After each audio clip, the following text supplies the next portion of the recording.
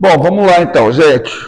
Ó, eu vou repassar a aula de sexta, não sei se vocês viram lá o áudio, porque a aula de sexta acabei perdendo a gravação. Então vamos dar uma repassada. O que nós temos até agora? Nós temos uma forma para calcular a divergência do campo elétrico. E o outro operador que caracteriza um campo vetorial é o rotacional. Só que antes de eu chegar e apresentar o rotacional, a gente tem que entender o que ele significa. Tá? E para entender o que o rotacional significa, eu preciso entender sobre energia potencial elétrica. Então, nada mais justo que eu fazer uma revisão de Física 2 com vocês, de um trechinho da Física 2. Então, vamos lá, falaremos do trabalho da força elétrica.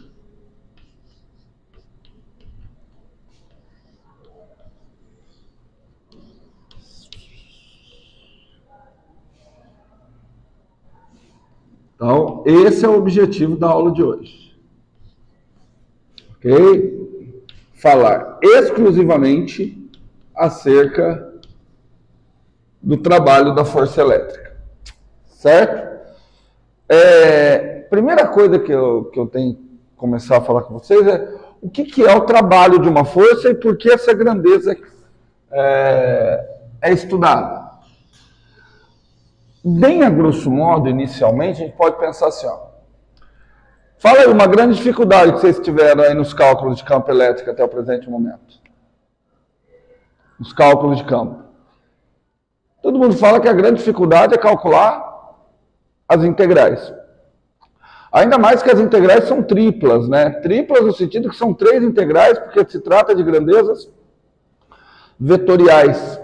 Então, vem um negócio seguinte, será que eu não consigo, de alguma forma, descrever as mesmas propriedades de campo elétrico, mas através de um campo escalar? Deixa eu ver, tá ligado, né? Através de um campo escalar? Então, eu vou tentar criar, de alguma forma, alguma grandeza escalar que desempenhe o mesmo papel de força resultante, consequentemente, vai desempenhar o mesmo papel que o campo elétrico. Tá? Então, eu vou criar uma grandeza escalar. Ok? Só que essa grandeza escalar, já que eu vou criar essa grandeza escalar a partir da grandeza força. E aí, então, me dá uma ideia aí. Força juntamente com o que eu posso para criar uma grandeza escalar? Porque força atua no sentido de mudar a velocidade. Força causa aceleração. Certo? Então, deu uma ideia aí. Força com o quê? Se eu fizer força e tempo, eu não crio uma grandeza escalar. Porque força vezes tempo vai dar um vetor vezes um escalar, que é um vetor. O que eu posso fazer? Multiplicar pelo quê, então? Pelo deslocamento, né? Mas eu não quero criar um escalar. Força é vetor, deslocamento é vetor. De que maneira que eu devo fazer esse produto? De que maneira que eu faço um produto entre 2 vetores de modo a obter um escalar? Essa que é a pergunta. Joga fora, perderam tempo na geometria analítica, né? Ou se vocês soubessem como que é desanimante a gente fazer essas perguntas óbvias, vocês ficam olhando como se nunca tivessem visto. É fazendo um produto escalar. Você tem 2 vetores, se você faz o produto escalar entre 2 vetores, o resultado é um escalar. Então, eu vou dizer, em um primeiro momento, que o trabalho de uma força qualquer... Opa, deixa eu fazer o seguinte. O alvo da aula é o trabalho da força elétrica. Tá? Esse é o alvo. Mas eu vou começar aqui. Trabalho de uma força qualquer. tá? Mas o alvo da aula é eu chegar no trabalho da força elétrica. Então, eu posso dizer que o trabalho de uma força, se eu quiser explicar, ao invés de simplesmente matematizar, que o trabalho da força é o resultado da ação de uma força no espaço. Só que isso fica muito cru, porque você perguntaria, tá bom, se o trabalho é o resultado de uma força no espaço, da ação de uma força no espaço, o que uma força produz no espaço? A gente não sabe. Então, eu vou começar aqui, ó. Primeiro caso. Força constante.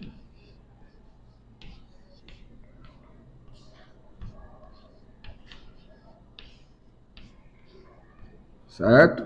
Então, o primeiro caso vamos tratar o trabalho de uma força constante.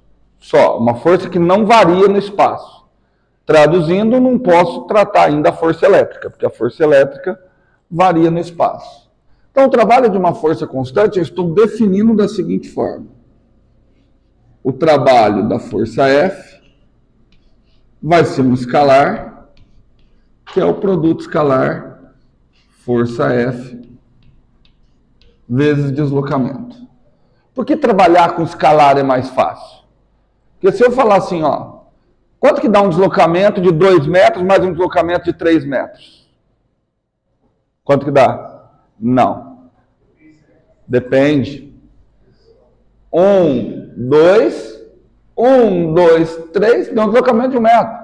Ou seja, depende da direção e sentido. Quando eu faço uma pergunta similar, mas tratando de grandezas escalares, quanto que dá uma massa de 2 kg com uma massa de 3 kg? Não tem problema, é 5 kg. Então eu vou usar grandezas escalares para facilitar principalmente o processo de soma. Ok? E o que isso daqui significa? Olha só, vou pegar por que desse produto escalar e qual o significado disso. Imagina que eu tenho aqui um bloquinho, eu estou exigindo que a força seja constante, tá? Então vou colocar aqui, ó, ele está sob ação de uma força F suposta constante.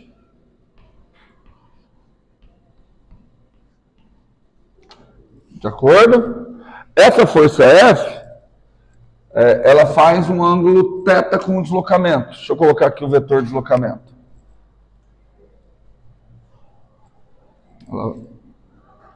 Cá está o vetor de deslocamento. Bom, o que significa eu dizer que essa grandeza que eu defini é o produto escalar da força com deslocamento? Vai significar o seguinte, olha, se você decompor a força, ela vai ter duas componentes. Uma componente tangencial, que é uma componente paralela ao deslocamento.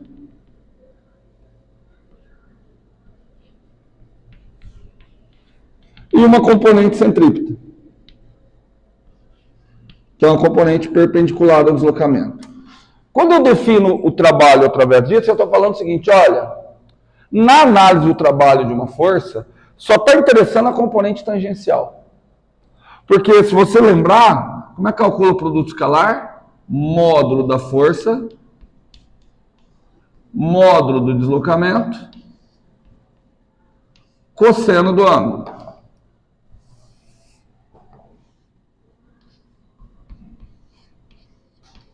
Certo? Módulo da força vezes o cosseno do ângulo é a componente paralela. Tudo bem?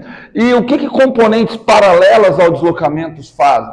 Porque, ó, lembra, força causa aceleração, força causa mudança na velocidade.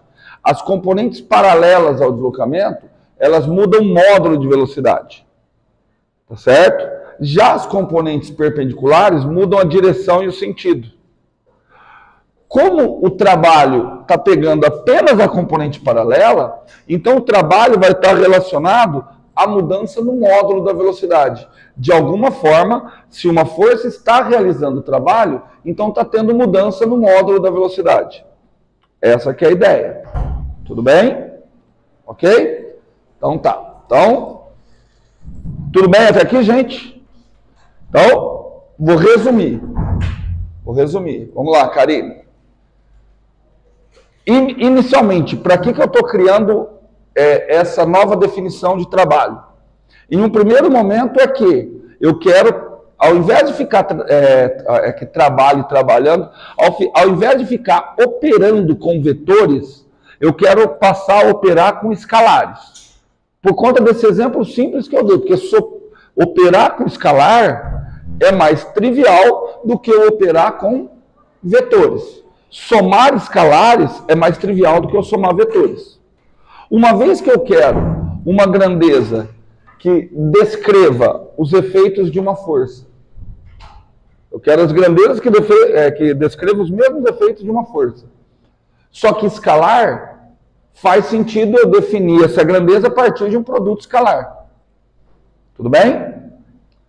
Poderia definir essa grandeza como produto escalar da força com um vetor velocidade.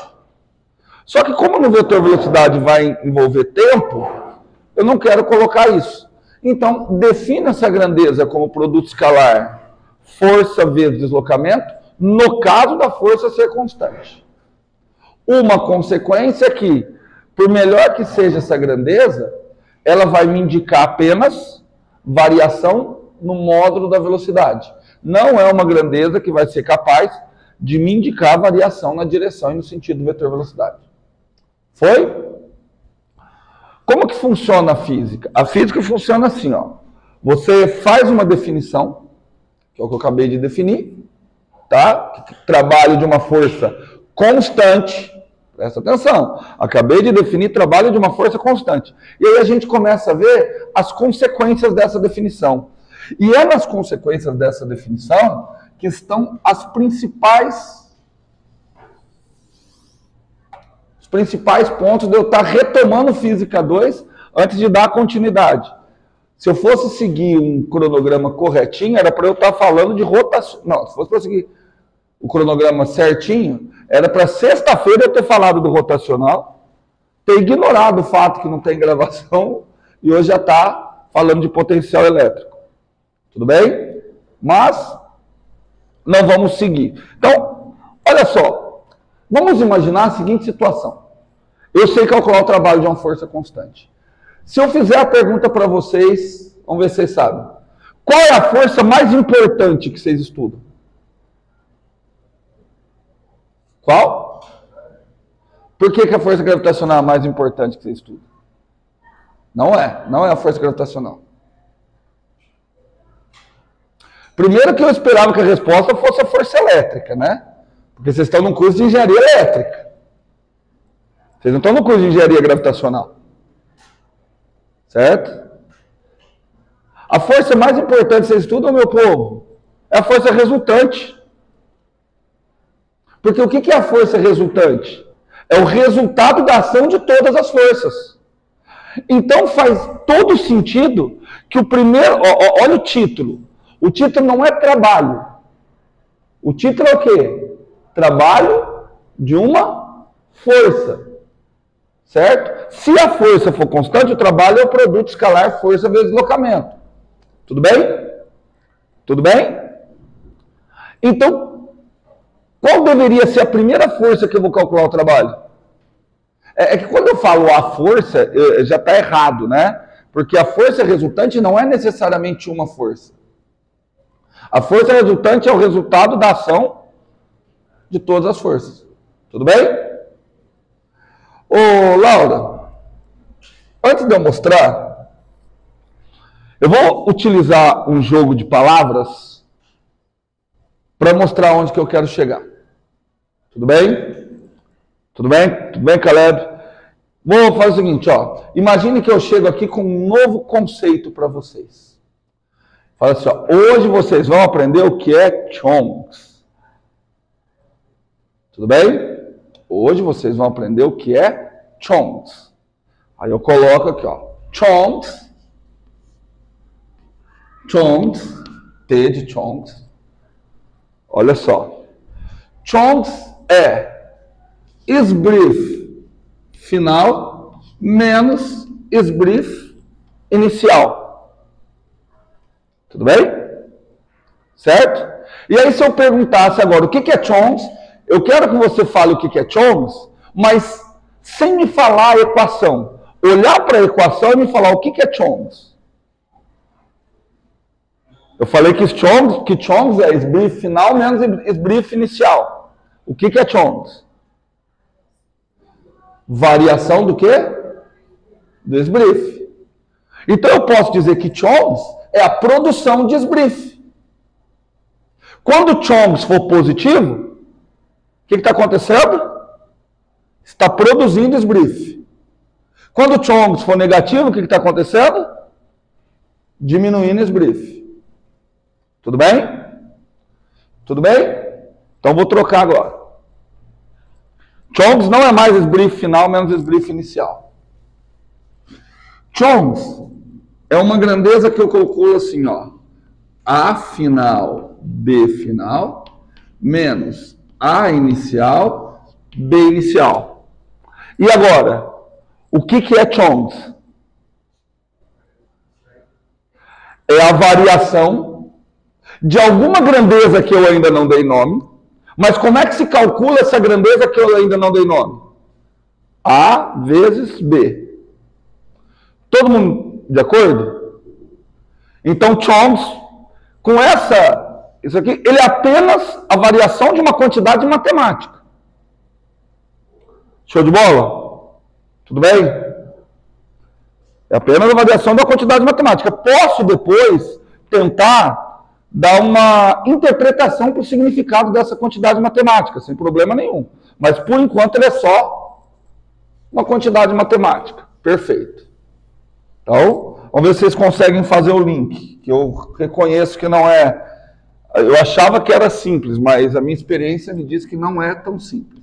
Então, agora vamos calcular, ó, olha só, o trabalho da resultante. Ô, Vitor Hugo, você viu onde que eu coloquei a chave ontem? Eu perdi ela, cara. Eu achei que sim. Cara, eu vou tirar uma cópia. Acabando essa aula, eu vou sair para tirar uma cópia. Eu tenho certeza que eu vou chegar em casa e vou achar essa chave. Aí eu vou colocar ela para mim. Ó, trabalho da força resultante. Ó, prestem atenção. Eu vou conseguir calcular o trabalho da força resultante para o caso da força resultante ser constante. Porque, olha só, eu quero que vocês pautem bem isso, que é uma coisa que em matemática eu percebo que vocês ainda erram muito. Eu faço uma definição para um caso muito particular e vocês estendem essa definição para casos gerais. Eu sei calcular trabalho de uma força? Sei. Em que caso? Se a força for constante. Se ela não for constante, a gente ainda não sabe calcular. Mais ainda, né? Eu sei calcular o trabalho, aqui não está falando, mas está implícito. Se a força for constante, a trajetória for linha reta. De acordo? Então vamos lá, então vamos calcular o trabalho da força resultante. O trabalho da força resultante, veja se vocês concordam comigo, que eu vou ganhar tempo aqui, tá? O trabalho da força resultante é força resultante vezes delta S. De acordo? Só que, como é que eu vou calcular? Módulo da força resultante, módulo de delta S, cosseno θ. Se eu juntar módulo da força resultante com cosseno θ, o que eu tenho? A componente paralela da força resultante. De acordo? A componente paralela da força resultante, o que componente paralela de força muda? Módulo de velocidade. Tudo bem? Então, eu estou com a componente paralela da força resultante. Então, eu posso escrever simplesmente isso daqui, ó. Isso daqui é a componente paralela da força resultante vezes o deslocamento. Aí você vai me perguntar, ué, professor, e a notação vetorial? Por que agora não precisa mais? Por conta do seguinte, o trabalho é positivo ou é negativo, não é? Ele vai ser positivo quando a componente paralela da força resultante for paralela ao ΔS. Ele vai ser negativo quando a componente paralela da força resultante for antiparalela. E isso eu vou saber colocando a força resultante como positivo ou negativo. Tudo bem? Então não preciso mais da anotação vetorial. E para melhorar ainda, meus amiguinhos, eu sei calcular componente paralelo da força resultante. Você aprendeu desde pequenininho. Massa vezes aceleração. Tudo bem? Sabe calcular ΔS? Sabe? Como é que calcula ΔS? Posição final menos inicial. Tá, mas eu não quero posição. Por quê? Por que eu não quero posição? O que eu já sei? Eu já sei que o trabalho de uma força, por essa definição, ele está relacionado à mudança no módulo da velocidade. Então eu quero fazer aparecer uma velocidade ali. Então, fala para mim, no ΔS, como é que eu faço aparecer a velocidade?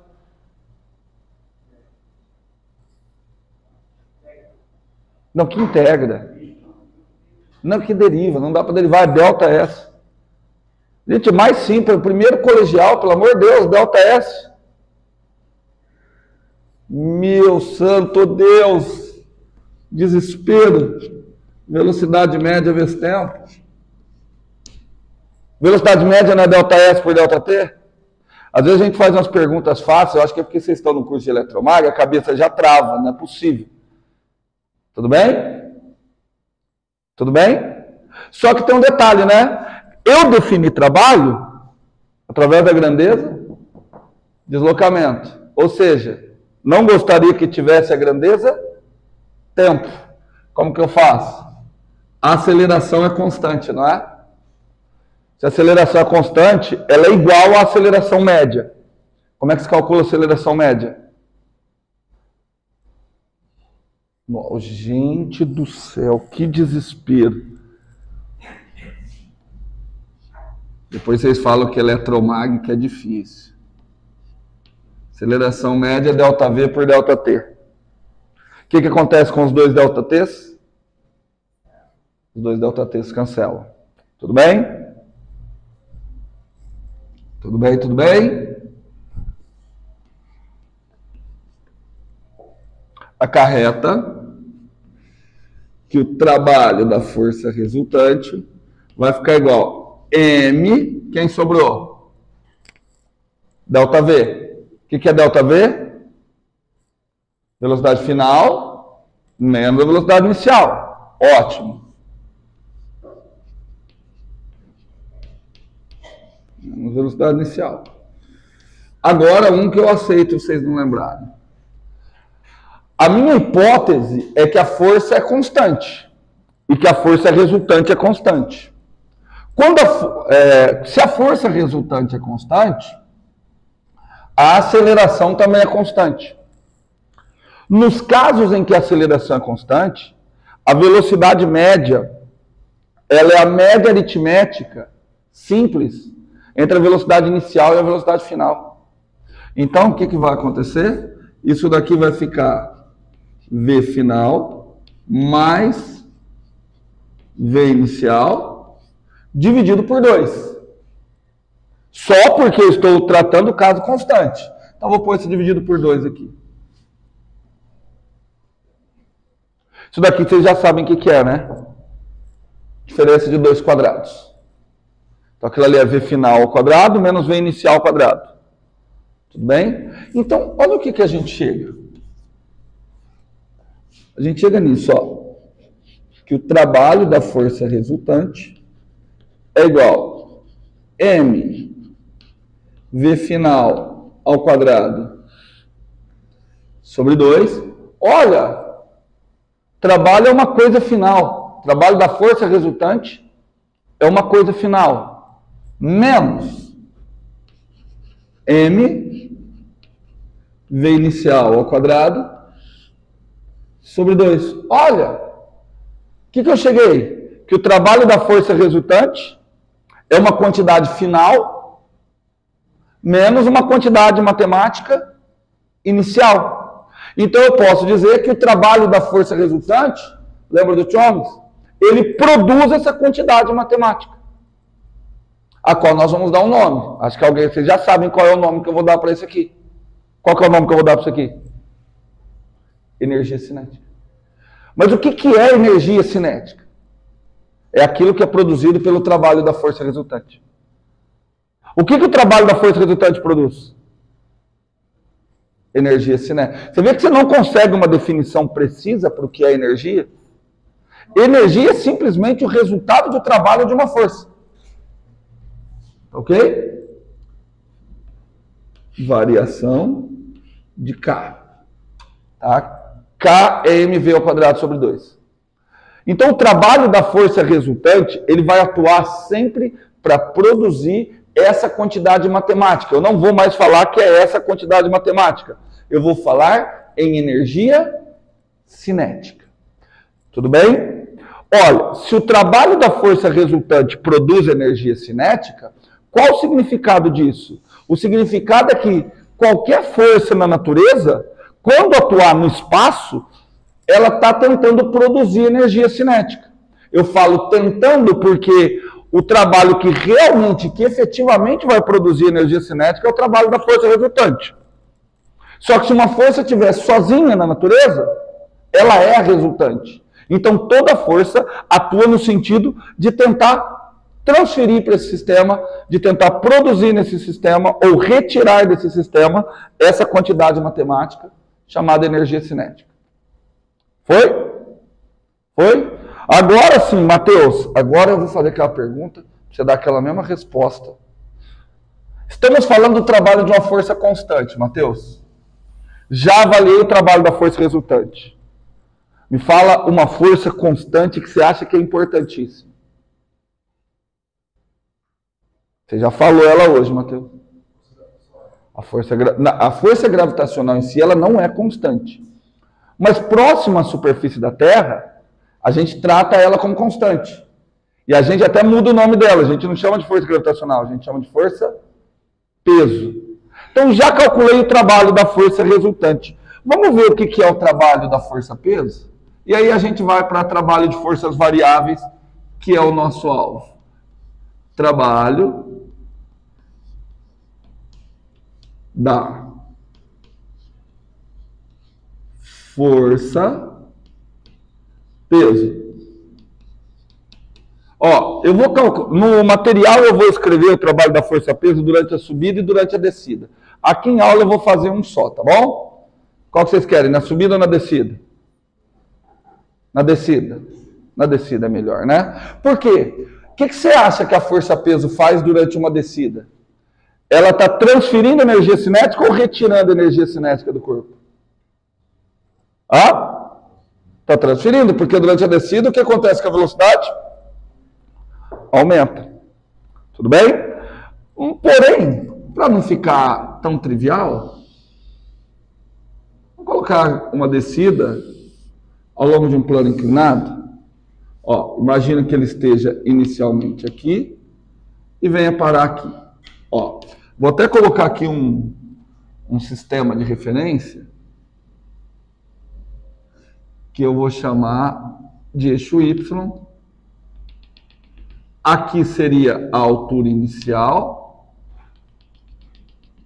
aqui seria a altura final.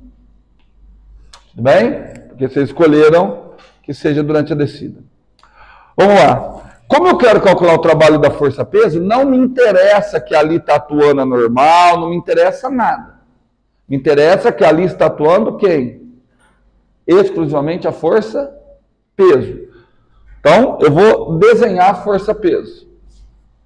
Força-peso para baixo.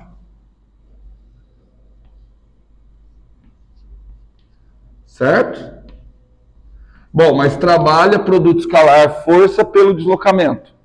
Portanto, eu também preciso desenhar o vetor de deslocamento. Olha o vetor de deslocamento aqui, ó.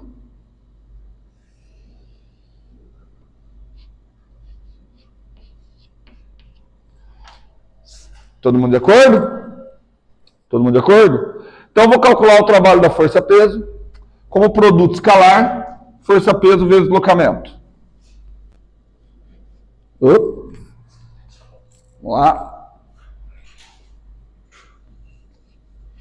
Trabalho da força-peso, produto escalar da força-peso com o deslocamento. Como é que vai ser o produto escalar da força-peso com deslocamento? Módulo do peso. Quanto que é o módulo do peso? Como que eu calculo o módulo do peso? Esse vocês sabem, módulo do peso. Massa vezes gravidade.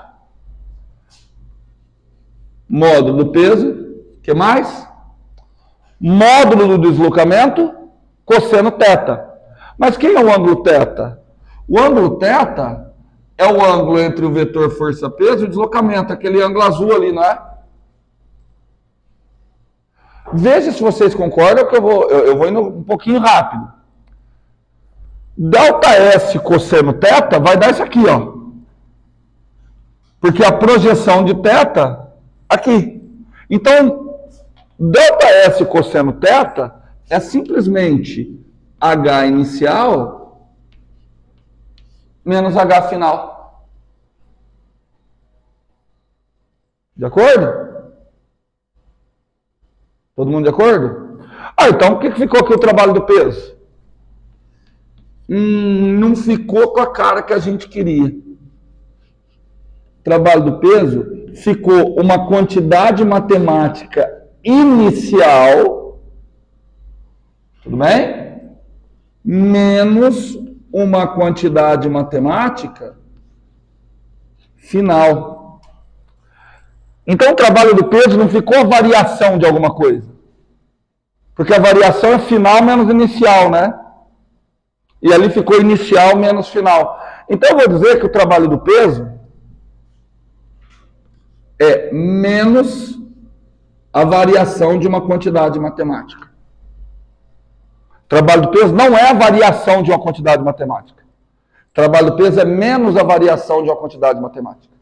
Essa quantidade matemática, sabe do que eu vou chamar? Energia potencial gravitacional. Tudo bem? Então, o trabalho da força-peso, não posso dizer que ele produz energia potencial gravitacional. Mas eu posso dizer que o trabalho da força-peso é menos a variação dessa quantidade matemática que eu estou chamando de energia potencial gravitacional. Então, vamos lá. Se eu perguntasse o que é energia cinética, energia cinética é aquilo que é produzido pelo trabalho da força resultante. E energia potencial gravitacional? Querendo ou não, é aquilo que é produzido pelo trabalho de quem? Da força-peso. Certo? Mas o que é energia? O que é energia? É o resultado do trabalho de uma força. E o que o trabalho de uma força faz? Produz energia. Olha que definição maravilhosa. Você sabe por que isso fica nesse ciclo vicioso? Justamente, aí agora é uma opinião minha, justamente porque energia nada mais é que uma abstração matemática. E aí a gente, por conta da palavra energia aparecer muito cotidiano, a gente tem a impressão que a gente entende e a gente quer dar uma explicação. Se você for pegar na epistemologia da palavra, a palavra energia vem do grego. Do grego que significa nergeia. Relacionado, nergeia, movimento. Então, energia seria alguma coisa relacionada a movimento. Nos trabalhos do Newton, ele sequer citou o conceito de energia. O conceito de... Ele até falava de alguma coisa que poderia ser energia. Nos trabalhos dele aparece com o nome de força viva. Os materiais em movimento têm uma espécie de força viva. Só que ele praticamente ignora o conceito de energia. Certo? Então, mas vamos entender. Vamos tentar entender. Eu vou pegar esse mesmo exemplo aqui para a gente ver, porque assim, parece só um monte de definição besta e não é. Vamos ver uma consequência dessa definição. Uma consequência só, por enquanto. Imagine que eu tenha exatamente o mesmo plano aqui, ó.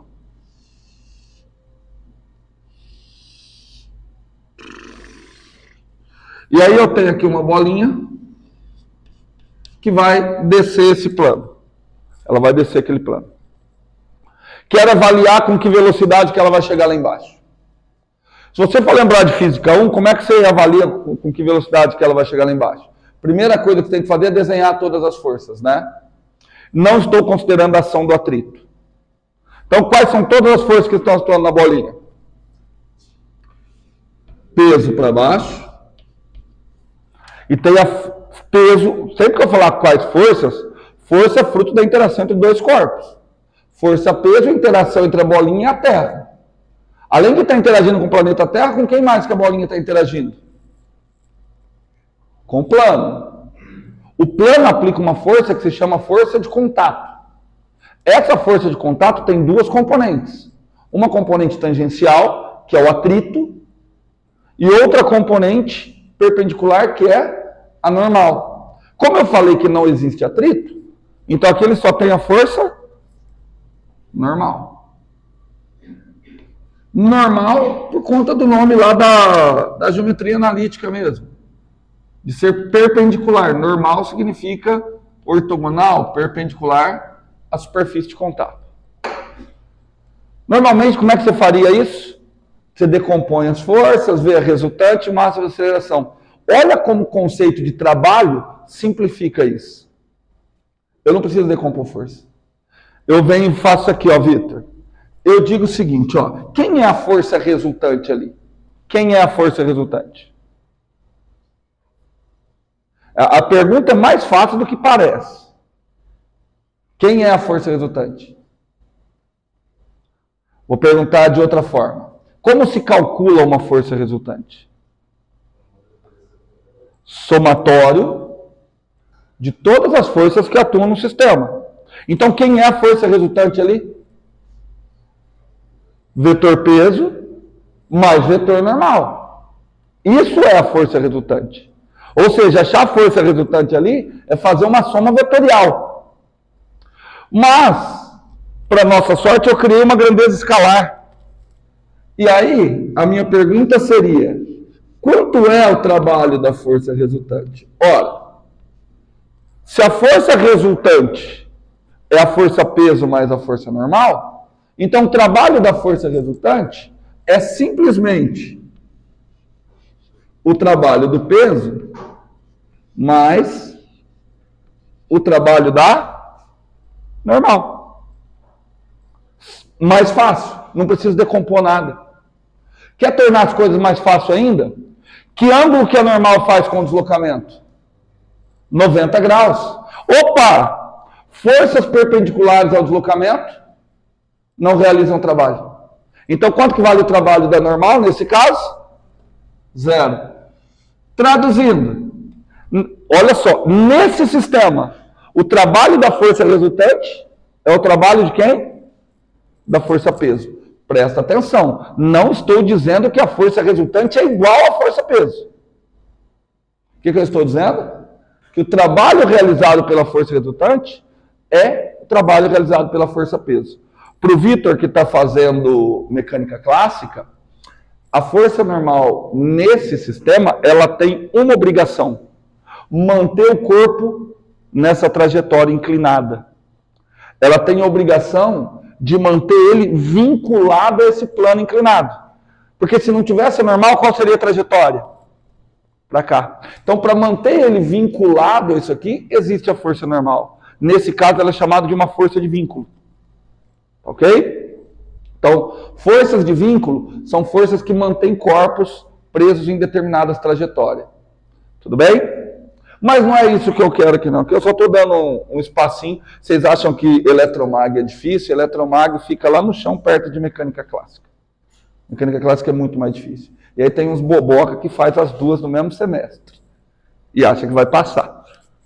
Né? Vamos lá. Agora, olha que show de bola. Eu só defini trabalho. Mas olha só. Olha como que eu posso interpretar. O que o trabalho da força resultante produz? Está na lousa. O que o trabalho da resultante produz? Energia cinética. Então eu posso escrever que o trabalho da força resultante produz energia cinética. Mas espera aí. Nesse caso, o trabalho da força resultante é igual ao trabalho da força peso. Mas o que o trabalho da força peso produz? mas com uma variação negativa. Olha a interpretação que a gente vai fazer disso e presta bastante atenção que eu vou levar isso para o caso elétrico. Se eu tenho um aumento na energia cinética, foi às custas do quê? De uma diminuição da energia potencial gravitacional. Então, eu vou reinterpretar tudo isso. Eu vou dizer que durante a queda, a força-peso realiza um trabalho que está convertendo energia potencial gravitacional em energia cinética. Tudo bem? Se você quiser, você pode escrever isso aqui, ó. O que é variação da energia cinética? É energia cinética final menos energia cinética inicial, certo? Eu vou pegar esse menos energia cinética inicial e jogar lá para o outro lado. O que é menos a variação da energia potencial? É a energia potencial inicial menos a final. Passa a final para cá. Olha no que a gente chega na lei de conservação de energia. Então, a lei de conservação de energia, ela nada mais é do que uma consequência da definição que eu aplico de trabalho. Então, o que a gente vai fazer? Se fosse Física 2, eu ia gastar mais tempo explicando aqui, tá? Mas qual que é a ideia, ô Laura? Cada força na natureza tem a ela associada uma energia. Então, o trabalho da força gravitacional produz energia potencial gravitacional. O trabalho da força elástica vai produzir uma quantidade matemática que eu vou batizar do quê? Energia potencial elástica. O trabalho da força elétrica vai produzir uma energia potencial. Vai produzir uma energia, que eu vou chamar do quê? Energia potencial elétrica. A conservação da energia vem do fato de que o trabalho da resultante produz energia cinética. Só que quem é a força resultante? É o somatório de todas as forças. Quando eu escrever trabalho da resultante igual a variação da energia cinética, de um lado, do lado de cá eu tenho que colocar todas as energias que são produzidas pelo trabalho dessas forças particulares. Daí sai a conservação de energia. Mas, cada força na natureza produz sua própria energia. Entenderam, Vitor? Vocês querem ver que vocês não entenderam? Mas não tenta me enganar. Eu vou dar um exemplo aqui. E vou mostrar para vocês que vocês acham que entenderam e não entenderam. Quer ver? Quer ver? Vocês vão contrariar o que eu acabei de falar. Esse corpinho aqui está aqui embaixo. Certo? Eu estou aplicando uma força nele. E a altura dele está aumentando. Tá certo? Que tipo de energia que a minha mão está transferindo para esse corpo? Que tipo de energia que a minha mão está transferindo para esse corpo? Por que vocês estão quietos? Fala, porque não tem nem ideia, Laura. Oi? Sim, mas a ação de uma força no espaço é trabalho. Trabalho é produção de energia. Certo? Quando a minha mão aplica uma força e traz isso aqui para cima, a minha mão aplicou uma força. Essa força atuou durante um certo espaço. Então, minha mão transferiu alguma energia para esse sistema. Aí a minha pergunta é, que tipo de energia minha mão transferiu para o sistema? Oi? Por que potencial gravitacional? Todo mundo concorda com o Caleb? Concorda, Caleb? Concorda, Vitor? A minha mão. A pergunta. Que energia que a minha mão transferiu para o sistema? Se ela fez aquele segundo lugar, a velocidade do corpo. Sim. O que eu queria é o seguinte. Eu queria um raciocínio parecido com o do Caleb. Teve variação de altura. Não teve? Se teve variação de altura, aparentemente a minha mão transferiu energia potencial. Só que isso conceitualmente está errado. Qual é a força na natureza cujo trabalho produz energia potencial gravitacional? Qual? A força-peso. Então, a produção de energia potencial gravitacional é estritamente relacionada ao trabalho da força-peso. Aí, nesse ponto, o raciocínio do Vitor Hugo ficou mais completo. Sabe que energia que a minha mão transferiu para cá? Eu ainda não tenho nenhuma energia associada ao trabalho da força que a minha mão aplica. Então é energia cinética. Olha a maneira que eu tenho que interpretar esse movimento. A minha mão está transferindo energia cinética para esse corpo. Porém, a energia cinética que a minha mão está transferindo para esse corpo, a força-peso está pegando e convertendo essa energia cinética em energia potencial gravitacional. Certo? Então olha lá, ó, eu tento transferir energia cinética.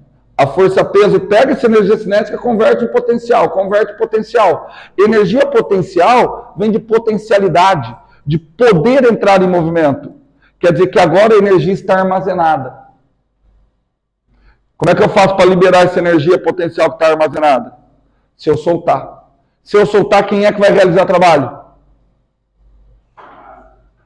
Quem é que vai realizar o trabalho é uma força, gente. Trabalho é força. Quem é que vai realizar o trabalho? A força-peso. Como que é o trabalho que ela vai realizar? De converter essa energia potencial gravitacional em energia cinética. Entenderam? Tudo bem? Cada força na natureza tem o seu próprio trabalho. Então, não se confundam com a ideia, eu apliquei uma força e a minha força transferiu energia potencial gravitacional. Não. Só foi transferir energia cinética. A força-peso converteu essa energia cinética em energia potencial gravitacional. Tudo bem? Há muito tempo vocês fizeram Física 1? Cara, porque assim, vocês estão zerados de conceito. Zerado.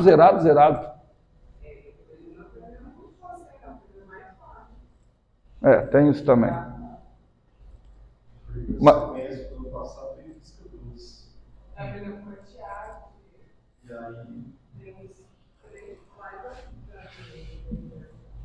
Bom, por enquanto, vocês estão aprendendo, eu expliquei para vocês, tudo isso isso aqui vai ser válido geral, tá? Mas carece de demonstração. Só trabalho de forças constante ao longo de linhas retas. Tá bom? Outro tipo de força, olha, se fosse, que é difícil eu falar, se fosse para elencar um outro tipo de força extremamente importante, são as forças restauradoras. Tá? O que é uma força restauradora?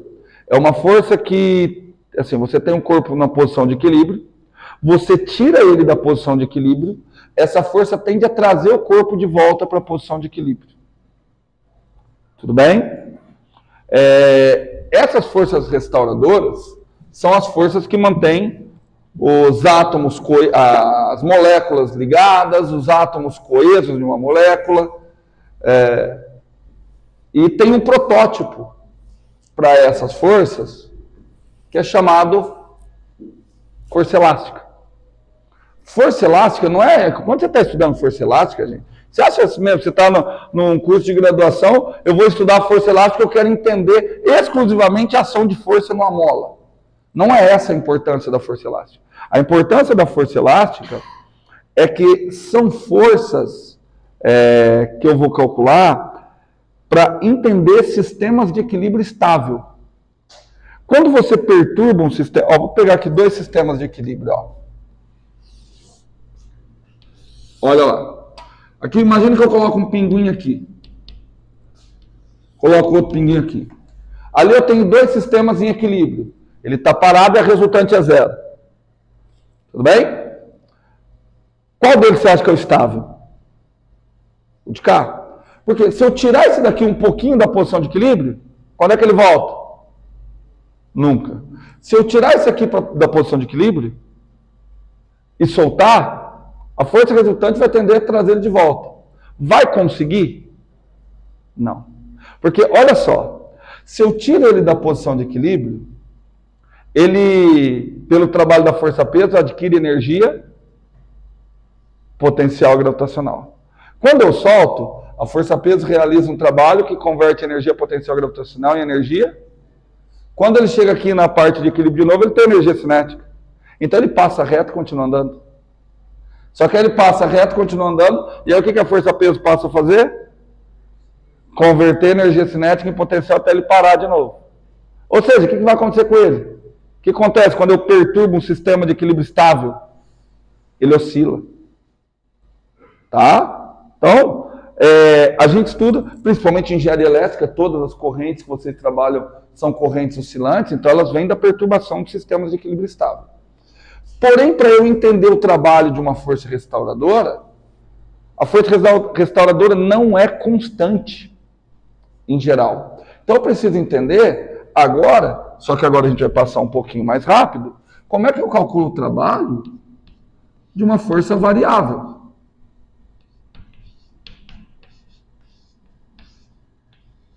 Certo? E aí eu já vou no caso mais geral. Trabalho é o resultado da força ao longo de um deslocamento. Certo? Ao longo de um caminho. Então eu vou colocar aqui um sistema tridimensional, uma referência. Ó. Eixo X, eixo Y, eixo Z. Temos aqui um caminho. Eu vou começar a mudar um termo, tá? Ao invés de eu falar trabalho de uma força, eu vou falar trabalho de um campo de forças. Porque o que é um campo? Campo é uma função que a cada ponto no espaço associa um vetor, né? Cada ponto do espaço eu vou associar um vetor. Então eu vou desenhar ali um campo de forças atuando, só que agora é um campo de forças variável. Então, portanto, Laura, nesse ponto, eu vou ter aqui uma força F1. Nesse ponto, eu vou ter uma força F2. Nesse ponto, uma força F3. Nesse ponto, uma força F4. E aí eu desejo calcular o trabalho ao longo desse campo de forças. Ou seja, eu vou pegar um objetozinho e vou tentar trazer esse objetozinho dessa ponta até aquela lá. Posso calcular o trabalho como produto força vezes deslocamento? Não tem nem como. Porque se eu fosse calcular como força vezes deslocamento, qual o valor de força que eu vou utilizar? Força não é constante. Então eu vou usar aquele truque que a gente usa o tempo todo. E vai usar o tempo todo em eletromag. Eu vou pegar um deslocamento pequeno. Ó. Pega um deslocamento aqui, ΔS1. Vamos lá. Naquele deslocamento pequeno, ΔS1, posso garantir que a força é constante? Não. Não posso. Mas eu posso aproximar, se ele for bem pequenininho, eu posso aproximar que naquele deslocamento a força é aproximadamente constante. Tudo bem? Então, se o deslocamento for pequeno o suficiente, eu posso, pelo menos em aproximação, escrever isso. Ó. O trabalho naquele pequeno deslocamento é F vezes ΔS. Pode ser F1 ΔS1, F2 ΔS2. Então, vou colocar assim, ó, um F com índice I, ΔS com índice I. Tudo bem? Isso se o deslocamento for pequeno. Mas eu não quero o trabalho só ao longo desse deslocamento pequeno, Elas. Eu quero trabalho ao longo de tudo.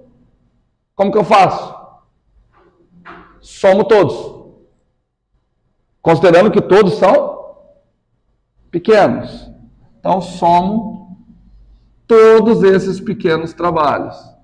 Desde igual a 1 até n. Mas, vocês já sabem que fazendo isso, eu não tenho o trabalho, eu tenho o quê? Uma aproximação. Só que você sabe melhorar essa aproximação. Como é que você melhora essa aproximação? Não. Se aplicar limite, você não tem uma aproximação, você tem uma exatidão. Melhora a aproximação pegando intervalos cada vez menores. Só que você pega intervalos cada vez menores, o número de que você pega é cada vez maior. Então, para chegar a uma igualdade, você teria que pegar infinitos pedaços que seriam infinitamente pequenos. Isso é a noção de limite. Limite quando n tende a mais infinito. E agora, vocês já sabem qual que é o significado daquilo. Limite de um somatório com infinitos termos, com termos cada vez menores. Como que aquilo ali chama? Integral. Opa! É uma integral um pouquinho diferente. Primeira coisa. Aqui está ΔL, ΔS. Eu vou trocar o ΔS, meu povo, por ΔL, tá? Porque S eu vou usar para superfície. Fica melhor. Aquela integral ali, deixa eu perguntar. É uma integral de linha, de volume ou de superfície? É uma integral de linha. Só que perceba que não é uma integral de linha igual àquela que a gente já usou. Porque a integral de linha que a gente usou, o ΔL não era um vetor. Era um comprimento. Então essa integral de linha aqui é diferente da que vocês estão acostumados. Eu vou dar um nome para ela. Eu vou chamar aquela integral ali de integral de linha do tipo trabalho. Fica um nome legal? Fica, né? Porque a gente está calculando trabalho, né? Então, é a integral de linha do tipo trabalho. Então, o trabalho, ficou até legal. É a integral de linha ao longo de uma curva C, isso aqui é só uma notação, da integral de linha do tipo trabalho. Eu vou ensinar vocês a fazer aquilo ali, tá? Tudo bem? Porque eu vou precisar entender aquilo ali para entender o rotacional. Na aula de amanhã é uma aula sobre como calcular integrais de linha. Ok? E aí eu acho que depois eu vou falar da circulação e do rotacional na sexta. E aí na sexta eu acho que já temos conteúdo suficiente para a primeira prova. Tá certo? Olha que interessante. Olha que interessante e aparentemente contraditório. O trabalho, no caso geral, é dado por uma integral de linha. Se ele é dado por uma integral de linha, Enzo, ele depende do caminho. Não depende do caminho? Entretanto, o trabalho da força-peso que a gente acabou de calcular não dependia do caminho. Só dependia da altura inicial e da altura final. Não parece ser um pouco contraditório? Em um primeiro momento? Já a gente vai ver por que isso acontece. Não preciso nem falar que vocês já viram isso aqui, tá? Vocês são da engenharia elétrica, vocês têm uma disciplina chamada cálculo 4. Então isso aqui não deveria soar tanta novidade para vocês. Tá? Eu vou fazer o seguinte. Eu vou calcular a primeira integral de linha, só que eu vou começar simplificando. Vou pegar a integral de linha ao longo de linha reta. Tá bom? Eu vou calcular o trabalho da força elástica. Força elástica. O correto não seria nem força elástica, né? Eu vou mais pela tradição, mas seria o trabalho de uma força restauradora. Tudo bem? Então, o nosso protótipo, o nosso modelinho, que simplifica todos os outros, é esse aqui. Temos aqui uma mola.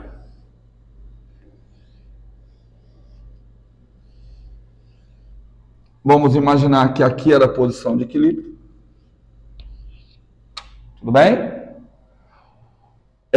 Acompanhem comigo o raciocínio, e aí eu gostei bastante da fala da Laura, sem preocupar com a fórmula. Vamos fazer uma comparação com a força-peso. Tá? Quando ele estava na posição de equilíbrio, eu pus a minha mão e comecei a puxar. A minha mão estava realizando um trabalho, não estava? Que tipo de energia que a minha mão estava tentando transferir para o sistema? Energia cinética. A minha mão conseguiu transferir energia cinética para o sistema? Não. Se ela não conseguiu, é porque alguma outra força realizou um trabalho que consumiu essa energia cinética. De acordo? Então, quando eu puxo, eu tento transferir energia cinética, só que simultaneamente a ação da minha mão tem a ação da mola. O que vocês acham que a mola está fazendo? Pegando essa energia cinética e armazenando em energia de que tipo? Vamos dar um nome para a energia. Energia potencial elástica. Quando eu soltar, o que a mola vai fazer? Liberar essa energia potencial elástica na forma de energia cinética. Vamos ver o que acontece? Vamos ver o que acontece? Aqui está o ΔS. Ó, eu vou chamar isso aqui de eixo X. Então, o ΔS, nesse caso está positivo, eu vou chamar simplesmente de X. Se for negativo, eu coloco para lá. Certo? Para onde vai estar a força restauradora? Apontando para a posição de equilíbrio. Força restauradora, vou chamar de força elástica, ela é menos uma constante vezes X. Isso é a característica de uma força restauradora. Como, tá vendo? É uma força variável, então eu teria que fazer uma integral de linha para calcular esse trabalho. Entretanto, o caminho é uma linha reta. E integral de linha ao longo de linha reta é integral simples. O único problema que eu tenho para resolver é essa questão do produto escalar. Só que eu também não tenho tantos problemas. Porque, lembra, ou vai ser positivo ou vai ser negativo o trabalho da força elástica. Como aqui está negativo, olha só. Aqui está menos. Se o X for negativo, como é que fica? Menos com menos, mais dando trabalho. Então, quando eu passo para o sistema unidimensional, os simples jogos de sinais, ele já me garante o resultado do produto escalar. Tudo bem? Então eu posso calcular o trabalho da força elástica. Olha o que eu posso fazer, ó. Trabalho da força elástica simplesmente como a integral de linha, só que agora a linha é uma linha reta. Tudo bem? Então, desde uma posição inicial até uma posição final, da força elástica vezes o deslocamento causado pela força elástica. Posso fazer isso porque eu estou tratando ao longo de uma linha reta. Oi? Isso, por conta do menos. Certo? Então aqui não está. Aí você falou muito bem, Laura. Aqui não está o módulo da força elástica, vezes módulo de deslocamento, vezes cosseno θ. Está a força elástica e o deslocamento. Porque esses dois podem tanto ser positivo quanto negativo, e o jogo de sinais me garante o cosseno θ. Porque como é unidimensional, Vitor, ou o ângulo é 0 ou é 180 graus. Não tem outra possibilidade. E aí o jogo de sinais vai me garantir esse ângulo. Tudo bem? Logo vou colocar aqui, ó, o trabalho da força elástica vai ser integral desde da posição inicial até uma posição final do que? Menos Cx, que é a força elástica, dx. Ô, gente, aquilo ali tá mais fácil que bater em bêbado de resolver, né? Ah, pelo amor de Deus, se não resolver aquela integral ali agora, quanto que deu? Já demoraram demais. Quanto que deu? Eu quero a integral, não quero, vocês estão calculando primitivo, eu quero a integral. Eu vou colocar direto, depois vocês que se lasquem. Cx inicial ao quadrado sobre 2 menos Cx final ao quadrado sobre 2. O que aconteceu? Também não depende do caminho. Esse trabalho só está dependendo do quê? Da posição inicial e da posição inicial. E olha que outra coisa linda. Olha que outra coisa linda. Também não está uma variação, mas está o oposto de uma variação de uma quantidade matemática. Eu vou dar um nome para essa quantidade matemática. Então, vou dizer que isso é menos a variação da energia potencial elástica. Tudo bem? Então eu posso viu que a interpretação com a força-peso é literalmente a mesma? Literalmente a mesma? Pegou aí, Vitor? Vou fazer a última, vai. A última que eu acho legal. Vamos. Só que eu só sei calcular. É que assim, como vocês ainda não sabem calcular a integral de linha, eu só vou considerar que pode ocorrer em linha reta, tá? Vamos calcular assim, ó. Força elétrica. Só que a força elétrica, eu vou considerar ela em uma única dimensão, tá? Coloca entre parênteses aí. Em uma única dimensão. Como é que eu posso calcular o trabalho da força elétrica em uma única dimensão? Eu faço o seguinte, ó, eu vou para o sistema mais simplório possível. Tá aqui, tá aqui. X, Y, Z. Ó, você quer ver que o lance é exatamente o mesmo da força-peso? Vamos lá, ô Eugênio, você quer coisa simples ou coisa fácil? Simples. Então tá, onde é que você quer que eu ponha a carga-fonte? Na origem, certo? Ficou meio estranha essa fala, né? Vou colocar onde é que você quer que eu ponha, Eugênio? Bem no centro. Tá ali, vai ficar facinho. Certo? Tá ali a carga-fonte, vamos imaginar que ela é positiva. Agora, imagina a seguinte situação, cara. Olha aqui. Eu trouxe uma carguinha teste. Ó, eu vou trazer ela em linha reta. Tá aqui a carguinha teste. Positiva também. Ela está sentindo a ação da força, do campo criado pela carga-fonte, certo? À medida que eu vou trazendo ela, vai ficando mais fácil ou mais difícil de eu trazer ela? Mais difícil. Então, olha aqui. Que tipo de energia que eu estou tentando transferir para a carga? Cinética. Estou conseguindo transferir energia cinética? Não, porque eu estou lutando contra quem? Contra a força elétrica. Então, a energia cinética que eu estou tentando transferir, a força elétrica está pegando essa energia e convertendo em quê? Armazenando numa outra forma de energia. Energia potencial elétrica. Consegue ver isso? Isso se as duas forem positivas. Consegue ver isso? Aí eu posiciono ela aqui. Ó, ela está presa aqui. De novo, olha aqui para mim. Você fica só copiando e não discute aqui comigo. Estou segurando ela aqui. Nessa posição, eu estou segurando. Que tipo de energia que ela tem armazenada? Potencial elétrica. O que acontece se eu soltar? Para onde ela vai? Ela vai começar em reta. Ela vai começar saindo. Acontecendo o que com a energia potencial elétrica?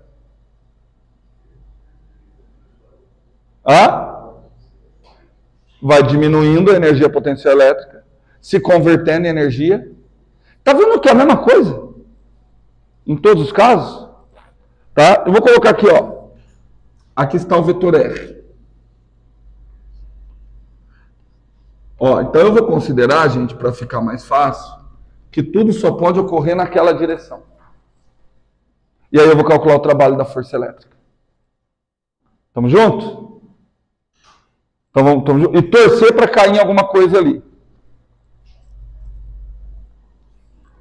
Trabalho da força elétrica. Vamos lá. Trabalho da força elétrica. O jogo de sinais vai dar a mesma coisa. Tá? Então eu vou dizer que o trabalho da força elétrica em uma dimensão, presta atenção, em uma única dimensão, é integral desde uma posição inicial até a posição final, da força elétrica vezes o deslocamento. Mas eu sei calcular a força elétrica. 4π epsilon zero. Vamos lá, Caleb. Qzão, Qzinho, R quadrado. Porque ali eu não preciso do módulo, né? Porque é uma dimensão. Eu não preciso colocar a direção e o sentido. Isso vai aparecer pelo positivo ou negativo. Certo? Que vem no produto das cargas. Ok? Vezes dr. Tudo isso é igual. Também está um que ali que vocês fazem facinho. Quem que você tira para fora? 4, Qzinho, 1, 4π epsilon zero. Então a integral fica integral de 1 de R a menos 2. Quem é uma primitiva de R a menos 2? Menos R a menos 1. Menos 1 sobre R. Então a hora que eu fizer, isso aqui vai ficar o seguinte, ó. 1, 4π epsilon zero, Qzão, Qzinho, por R inicial, menos 1, 4π epsilon zero, Qzão, Qzinho, R final. Pergunta, deu a mesma cara que as outras forças? Deu. Não deu uma quantidade matemática inicial menos uma quantidade matemática final? Tudo bem? Outra coincidência com as outras forças? Também não dependeu do caminho. Só dependeu do quê? Posição inicial e posição final. Então, isso daqui eu vou chamar de menos, ó, C menos, a variação de uma quantidade matemática, que eu vou chamar, colocar um E ali para diferenciar da energia potencial gravitacional. Aquilo ali eu vou chamar de energia potencial elétrica. Por que tudo deu muito parecido? Porque eu fiz só com casos que vão dar tudo muito parecido. Eu fiz só com casos de forças que recebem o nome de forças conservativas. E por enquanto, eu consigo definir para vocês forças conservativas de 3 formas. 3. Primeira coisa, vamos ver tudo que essas forças que eu fiz, a elástica, a gravitacional e a elétrica, o que elas tinham em comum? Todas elas têm a ela associada uma energia potencial.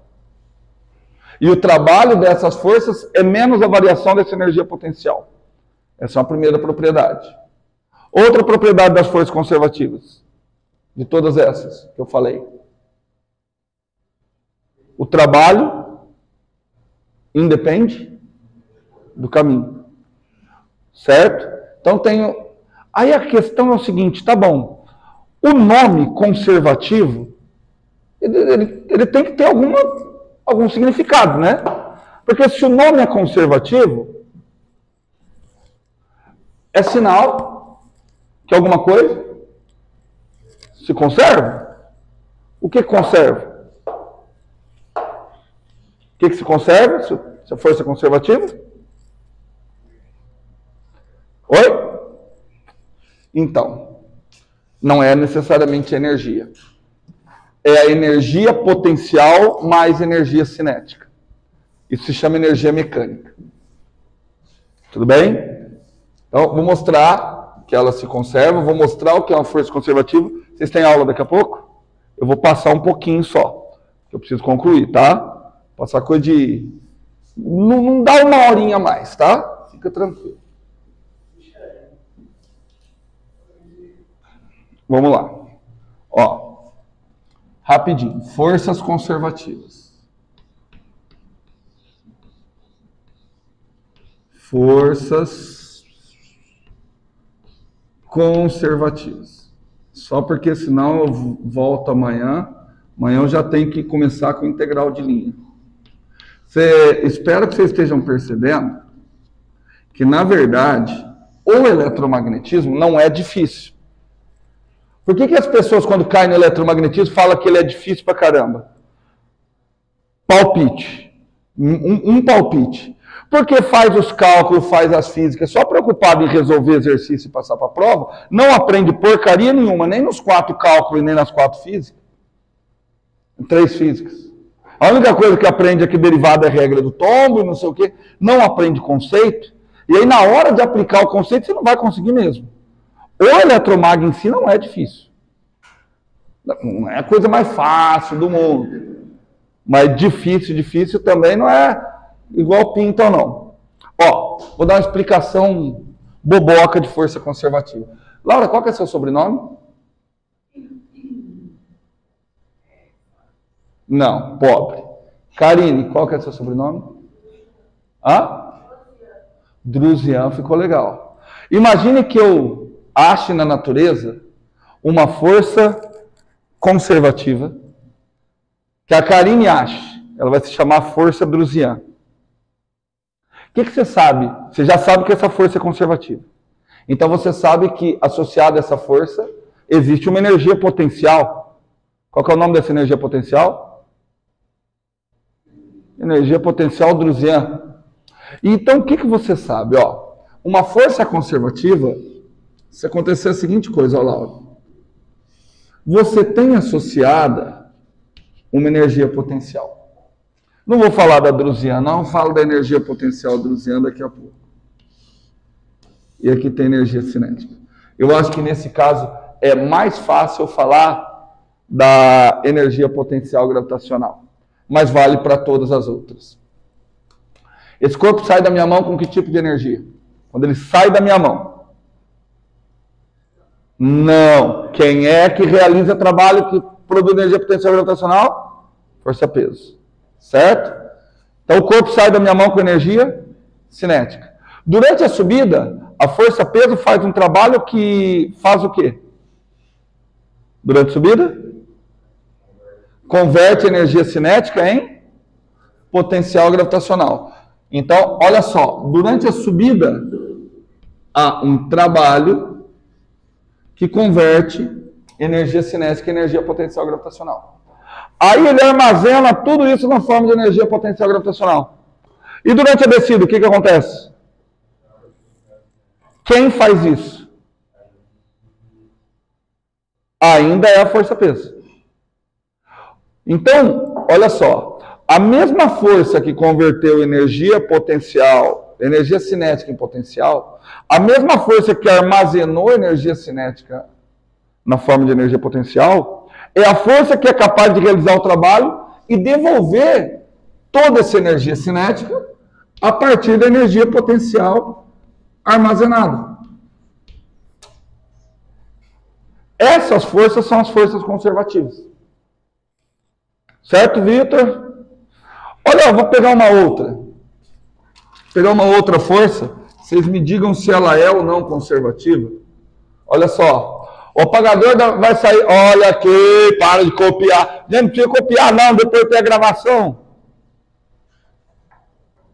O apagador vai sair da minha mão com energia cinética. Quando ele sai da minha mão, tem uma força que realiza trabalho. Que força realiza trabalho? De atrito. O atrito retirou toda a energia cinética. Certo? Se ele tirou a energia cinética, ele converteu essa energia cinética em alguma coisa. Presta atenção. Que coisa que o atrito converteu? Energia sonora. Provavelmente energia térmica. Certo? Só que ele não consegue devolver. Ou seja, essas energias que ele converteu não foram armazenadas. O trabalho do atrito não consegue, uma vez, por exemplo, converteu tudo em energia térmica. Então isso aqui esquentou. Quando esfriar, o atrito não consegue me trazer ele de volta com energia cinética. Então o atrito é uma força que não é uma força conservativa. Porque ele não tem, então não existe associado ao atrito uma energia potencial. Tudo bem? E aí, em uma dimensão, como é que eu identifico? Como é que eu identifico se uma força é ou não conservativa? Como é que eu identifico? Eu não sei se vocês observaram, Mas nas forças conservativas tem a elas associada uma energia potencial. E o trabalho da força conservativa dependia só dos extremos, né? Tem uma outra coisa que a gente não presta muita atenção, mas essa outra coisa também depende só dos extremos. Em uma dimensão x, f de x. Até já discuti com vocês quando eu falei do teorema da divergência. A, B. Como que eu calculo essa área?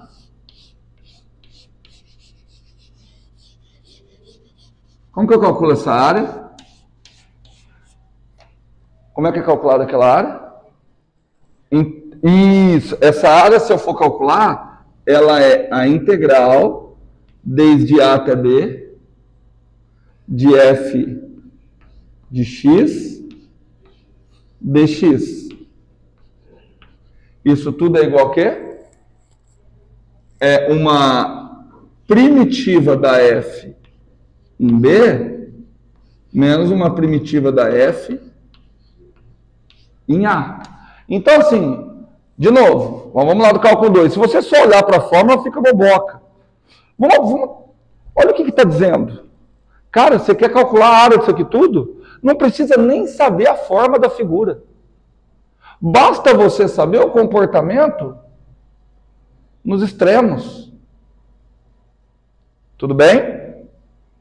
Olha que forte que é isso. Então, já que isso é verdade, eu quero que vocês me digam como seria o resultado disso aqui, ó. A integral de 0 até um ponto x de f de x dx.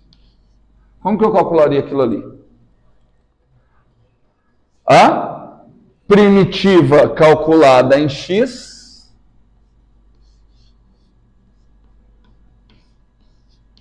menos a primitiva calculada em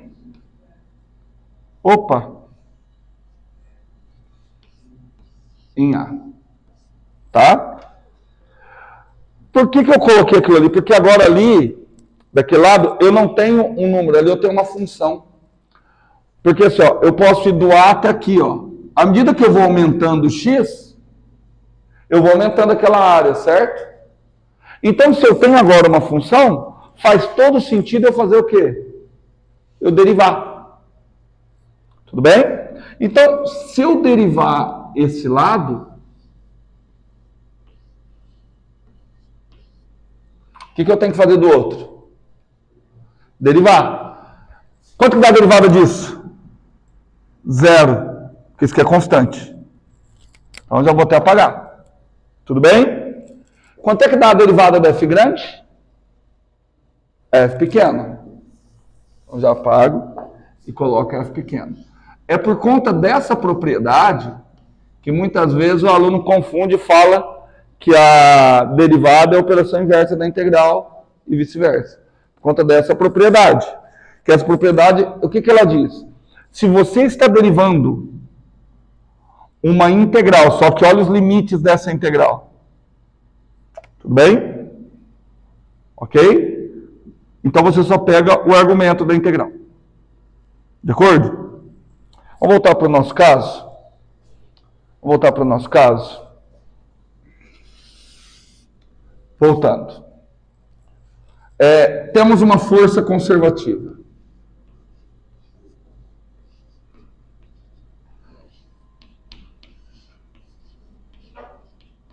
Temos uma força conservativa.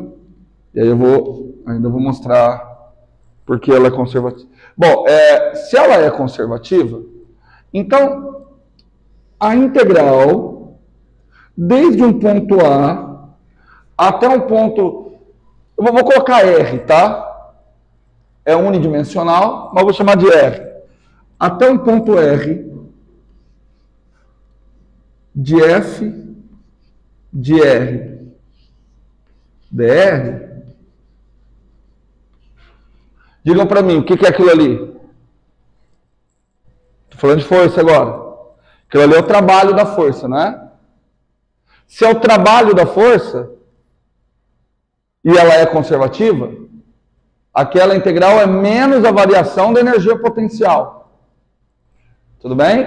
Então isso é a energia potencial em A menos a energia potencial em R. Todo mundo de acordo? Todo mundo de acordo? Se ela for conservativa, o que eu vou querer fazer dos dois lados? Derivar com relação a quem? A R. Tudo bem? Aqui, agora você preste atenção. Eu estou derivando com relação ao sinal de integral. Certo? Então, quando eu derivar por essa propriedade, vai sair só o F. Tudo bem? Portanto, uma força conservativa é igual. Agora eu tenho que derivar aqui. Quanto que dá a derivada disso? 0. Então vai ficar menos a derivada relativamente à variável R da energia potencial. Olha que coisa fantástica. Uma força conservativa, ela é menos a derivada da energia potencial associada. Por que do sinal de menos? Isso indica que forças conservativas, olha só, o movimento espontâneo é sempre no sentido de diminuir a energia potencial. Quer ver? Para onde está apontando a força-peso? Para onde que a energia potencial diminui? Para baixo. Quem não acredita em mim? Vamos calcular, vamos aqui. Como é que calcula a energia potencial elástica? C x ao quadrado sobre 2. Vamos derivar com relação a x e tomar um sinal de menos. Quanto que dá? Menos Cx. Menos Cx é a força elástica.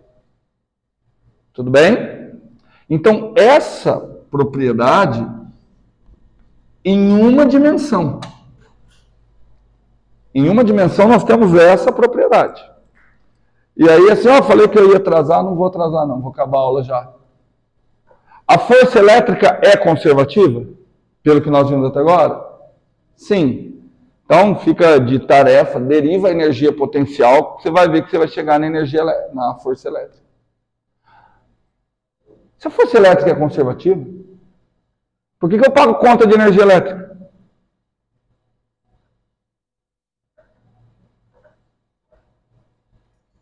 Pensa um pouquinho.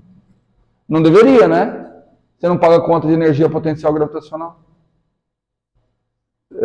Pode dar ideia, né? Vai que.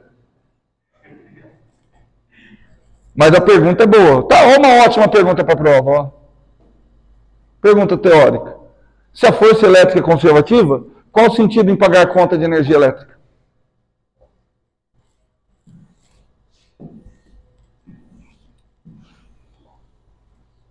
Vamos, meu povo. Vamos, Vitor. Pensa comigo.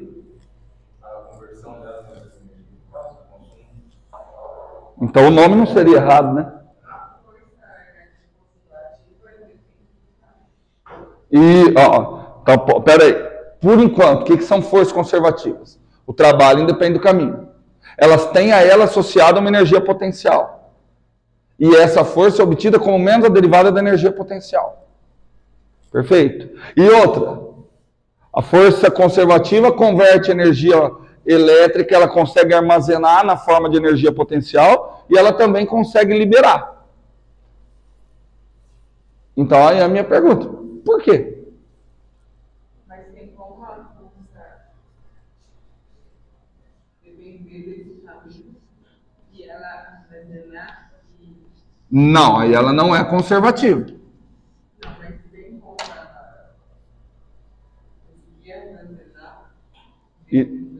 Sim, se ela é conservativa, sim. Ela devolver a energia. Se ela for uma força conservativa, sim. Aí, se existir outra força, ela não é conservativa.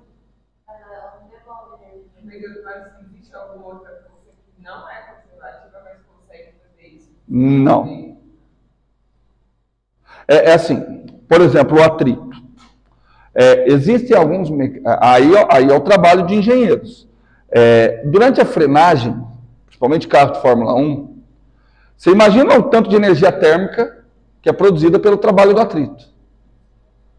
Entendeu? Você não consegue devolver. Só que existem mecanismos, que aí são desenvolvidos por engenheiros, que o quê? Que de alguma forma armazenam essa energia térmica e aí aperta um botão e consegue liberar.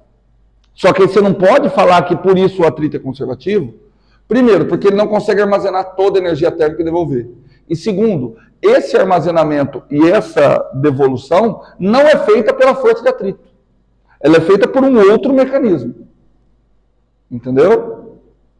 E continua a pergunta. Vamos fazer o seguinte. Imagine que eu tenho um sisteminha aqui. Fala aí pra mim. Que força que você quer que atua nele primeiro, Vitor? Peso. Então esse sistema está sob ação da força peso. Caleb, escolhe uma outra força que você quer que atue nele. Boa, Caleb. Tem tão pouca sugestão, né, Caleb? Vou colocar que ele está atuando na força elétrica. Eugênio, vamos ver se você está mais perto. Que outra força que você quer que atua? Eu não tenho outra. Fala outra. Vou dar a dica, nós falamos dela na aula de hoje, hein?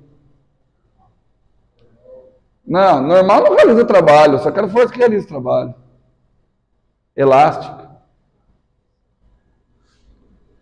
Ô Enzo, o pior ficou para você agora, hein, Enzo?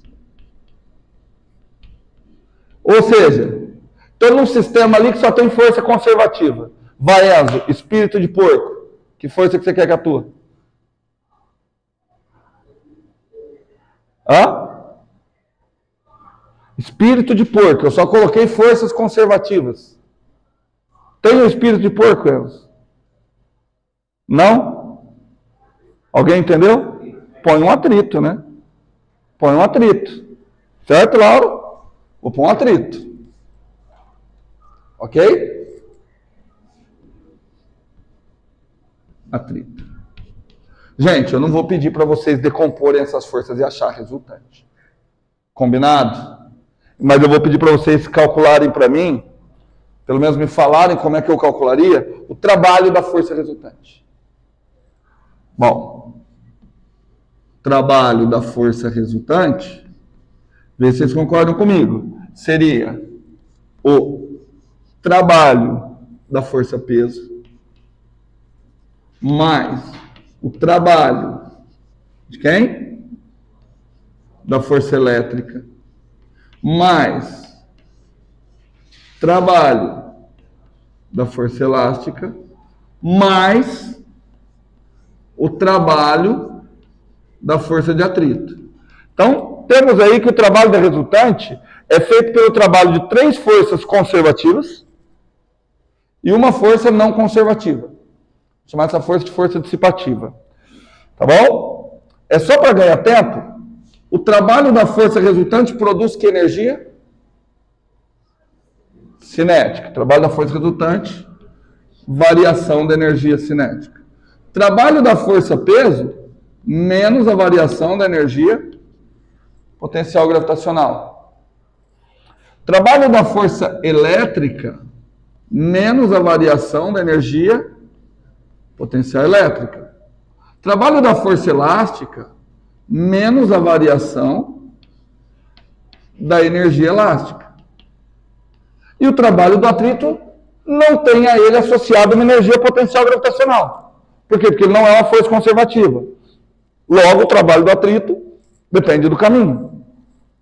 Tudo bem? Vamos abrir aqui.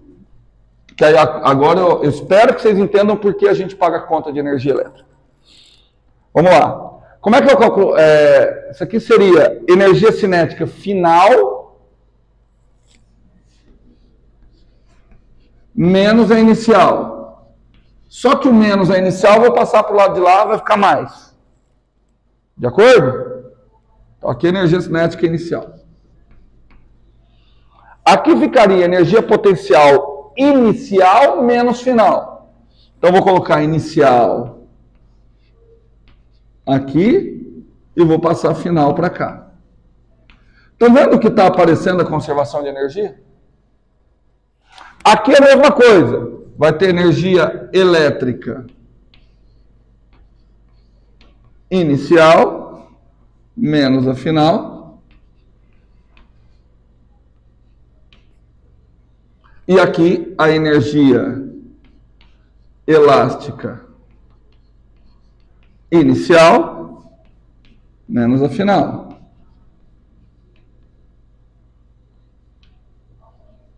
Tudo bem? E aqui tem o trabalho do atrito. De acordo? Que eu vou trazer para cá também. Já vocês entendem por quê. Eu vou colocar ele aqui, que eu acho que aqui fica mais fácil. Menos o trabalho do atrito. De acordo? Olha só. Eu tenho que toda a energia que eu tinha no início é igual à energia que eu vou ter no fim? Não. A energia que eu vou ter no fim é o quê? Maior ou menor? Menor, né? Menor, porque vai ter o trabalho do atrito. Então, na realidade, você não paga pela energia elétrica. Você paga pelo trabalho de forças dissipativas que consumiram, que converteram a energia elétrica em outros tipos de energia que não são potenciais, que você não consegue armazenar. Vamos pegar, por exemplo, o resistor no chuveiro. O resistor no chuveiro converte energia elétrica em energia térmica. Então, alguma força realiza esse trabalho. Entenderam? Então, vocês pagam pelo trabalho de forças dissipativas. Tudo bem? Então, a conta não deveria ser conta de energia elétrica. Conta das energias associada ao trabalho de forças dissipativas. Seria o nome mais justo. Tudo certo? Amanhã veremos integral de linha. E outra, todas essas equações que eu obtive, na realidade eu não vou fazer peso, não vou fazer força elástica, eu preciso obter a equação da energia potencial elétrica, no caso tridimensional.